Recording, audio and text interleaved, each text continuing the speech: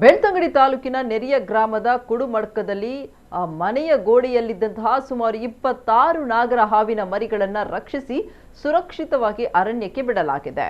ಕಳೆದ ಕೆಲವು ದಿನಗಳಿಂದ ನೆರಿಯ ಗ್ರಾಮದ ಕುಡುಮಡ್ಕದ ಮನೆಯೊಂದರಲ್ಲಿ ನಾಗರ ಹಾವು ಸಂಚರಿಸುವುದನ್ನು ಗಮನಿಸಿದ ಶ್ರೀನಿವಾಸ ಗೌಡ ಅವರು ಕಕ್ಕಿಂಜೆಯ ಉರಗ ಮಿತ್ರ ಸ್ನೇಕ್ ಅನಿಲ್ ಅವರಿಗೆ ಮಾಹಿತಿಯನ್ನ ನೀಡಿದ್ರು. ಮಾಹಿತಿ ಪಡೆದ ತಕ್ಷಣ ಸ್ಥಳಕ್ಕೆ ಧಾವಿಸಿದ ಅನಿಲ್ ತಾಯಿ ನಾಗರ ಹಾವನ್ನು ಹಿಡಿದಿದ್ದಾರೆ.